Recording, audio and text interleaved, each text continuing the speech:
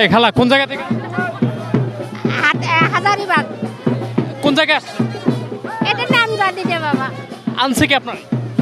নাজমা। কি এখন টাকা পয়সা দিছে?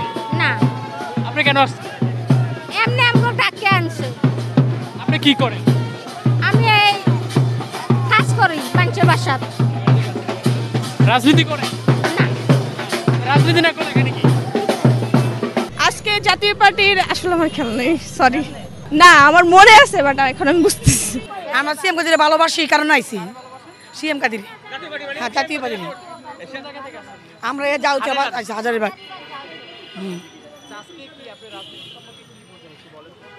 আইজ রাজনীতি সম্পর্কে কি বুঝবো আমরা, আইসা না আমরা ভালোবাসি দেখে আমরা আইছি।